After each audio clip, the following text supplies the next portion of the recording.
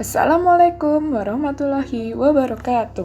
Perkenalkan, saya Pradipta Dunisa Novitasari dan rekan saya, Teresa Ayu, mahasiswa dari tim KKN UGM Playen tahun 2021.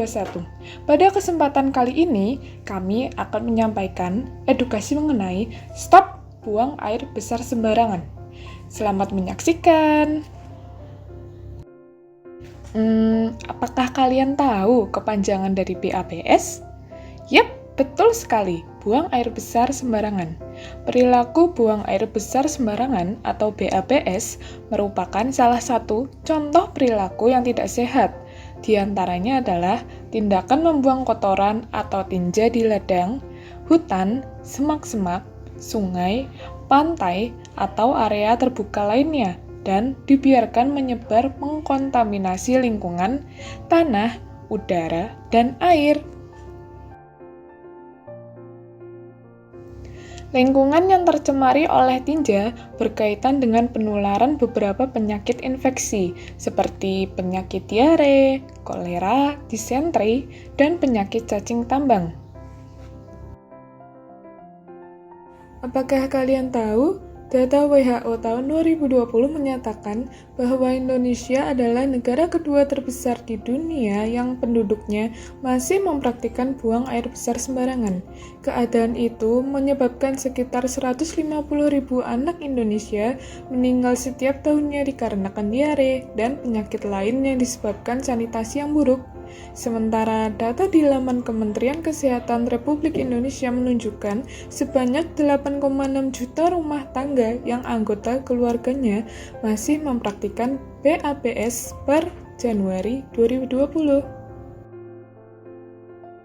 kenapa sih stop buang air besar sembarangan itu sangat penting?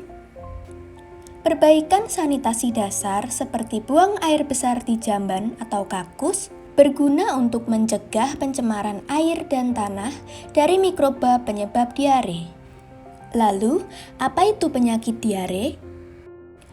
Penyakit diare merupakan jenis penyakit menular yang dapat ditularkan melalui air yang tercemar dan dapat menjadi penyebab kematian, khususnya pada neonatal, bayi, dan balita.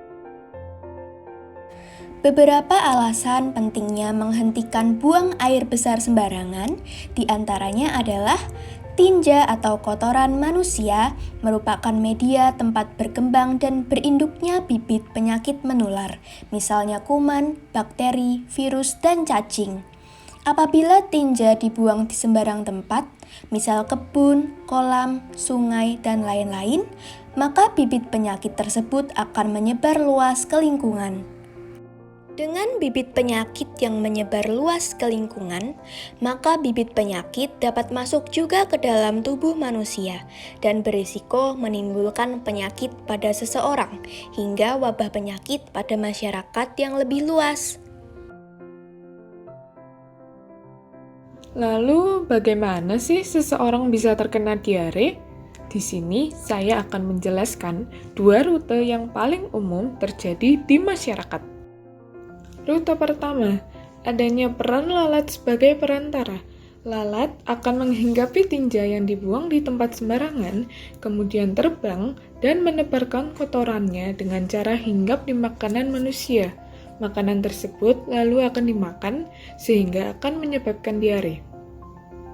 Rute yang kedua, kebiasaan tidak mencuci tangan. Jika kita setelah buang air besar atau kecil langsung memegang makanan, maka ada kemungkinan kita akan mengalami diare.